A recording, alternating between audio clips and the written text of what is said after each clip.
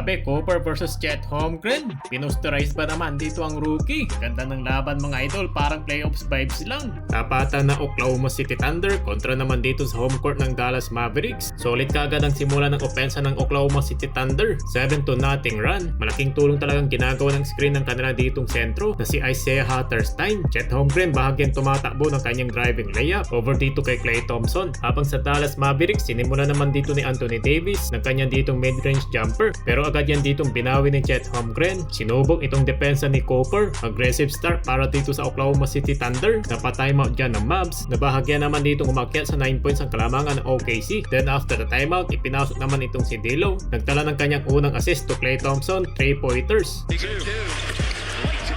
Yun nga lang, nalibre naman dito sa corner 3 itong si Loader. Nag-start na rin ditong pumunto si D'Lo ng kanyang driving floater. Pero heto si SGA over naman dito kay Max Christie. Pinisik lang itong kanyang pull-up jumper. Nice ball fake naman dito kay Max Christie. At pinasa naman dito kay Anthony Davis na i-mintest. Nasundan naman ng putback dunk. Grabe, halimaw dun si AD. Hiyawan ng crowd. Nagpalitan naman dito ng 3 si Chet Holmgren. At itong si D'Lo with total of 5 points para sa Mavericks. At nasundan pa yan dito ng 3 points ni Max Christie. At counted and 1 dito ni PJ Washington. Patapos sana dito ang first quarter, nalamang sana dito ng isang OKC. Pero yun nga lang, naipasok dito ni Loader yung kanyang 3, 30-24. Sa entering naman dito ng second quarter, nang ipinasok dito ang mga second unit ng Oklahoma City Thunder, maasahan ba naman sa bench of the points? Kaya naman balik na naman sa 8 ang kalamangan ng visiting team. 8 minutes mark, spin move ni Cooper Flag over kay Loader. Sabay triple team ng OKC sa rookie. Under naman sa 7 minutes mark, sumalaksak si Cooper, sinupal pa lang ni Chet Holmgren.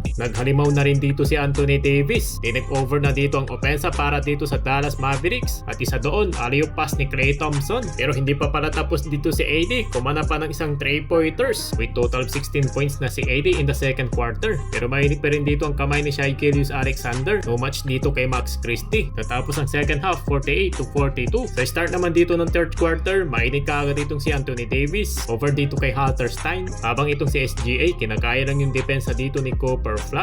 Na ball fake naman siya dito ni Klay Thompson in the corner 3. Matuloy dito hinahabol ng Mavericks ang kalamangan ng OKC. Pero naginit itong si Chet Holmgren mga idol. Pinoster dang itong si Cooper Flag.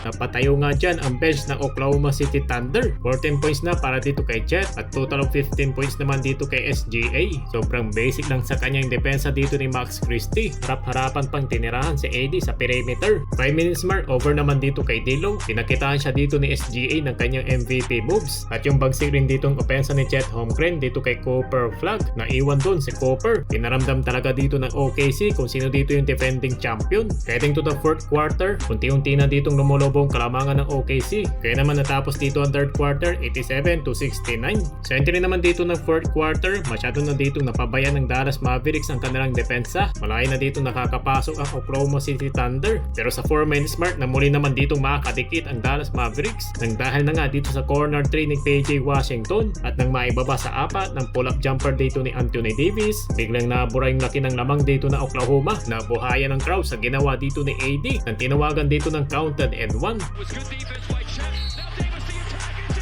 Nakumpleto ni AD yung kanyang 3-point basket at naibaba dito ni D'Lo ng isang kalamangan ng OKC. Yun nga lang, bumalik na naman sa tatong driving layup dito ni Hatterstein. Kaya naman sa dulo, panalo pa rin dito ang Oklahoma City Thunder. Sa likod yan ng 23 points ni SGA.